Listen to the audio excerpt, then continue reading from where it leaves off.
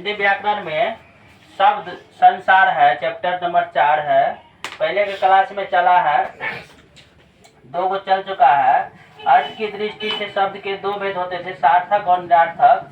बनावट के दृष्टि से शब्द के 3 भेद होते हैं, रूट, यौगिक, योग रूट। ये भी क्लास चल चुका है। और आज चलेगा उत्पत्ति, उद्गम या उत्पत्ति की दृष्टि से शब्द के 4 भेद होते हैं। लिखा हुआ है उद्गम उत्पत्ति की दृष्टि से शब्द के 4 भेद होते हैं, तत्सम, तद्भव, देशज, विदेशज। पहला क्या है? तत्सम। जो शब्द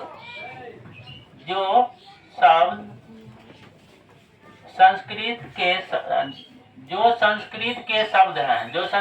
शब्द हैं, ठीक उसी रूप में हिंदी में प्रयुक्त होते हैं, उन्हें तत्सम शब्द कहा जाता है। यानी कि संस्कृत में कोई शब्द बोला जाता है, जैसे ग्राम है, ये हिंदी में भी ग्राम ही बोला जाएगा। सूर्य है, ये संस्कृत में है सूर्य, तो हिंदी में भी से हम क्या बोलेंगे? सूर्य ही बोलेंगे। तो ये सब शब्द क्या होता है? दोनों में समान रहता है, हिंदी बोलेंगे या संस्कृत बोलेंगे। तो ये सभी शब्द को क्या कहेंगे हम लोग? तत्सम। उसके बाद है तद्भव। कुछ शब्द संस्कृत और प्राकृति से रूपांतरित होकर हिंदी में मिल गए हैं, उसे तद्भव कहा जाता है। प्राकृतिक में बोले जाने वाले शब्द जो गांव में बोलता है, आग, बच्चा, मोर, चार, पीला इत्यादि, और भी कुछ बोल सकते हैं। ये सभी चीज है प्राकृतिक में बोला हुआ शब्द है, जो हमारे गांव समाज में वो बोला जाता है। उसके बाद है देशज। देशज क्या है? जो शब्द देश के अंदर बोलचाल की भाषा से लिए गए हैं, उन्हें देशज कहा जाता है।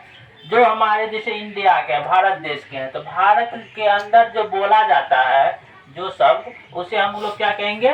देशज। जैसे चिड़िया, जूता, तेंदुआ और कलाई, पगड़ी। उसके बाद विदेशज।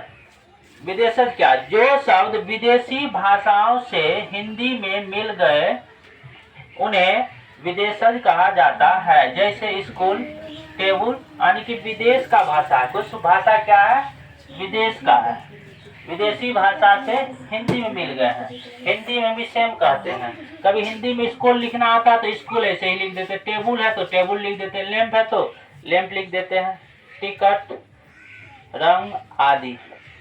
तो वो सब जो है आपस में नहीं बदलता। और 3 वीडियो क्लास में गया है इस चैप्टर का, और कल इसका एक और बनेगा। चारों वीडियो देखना है, तब समझ में आएगा शब्द संसार।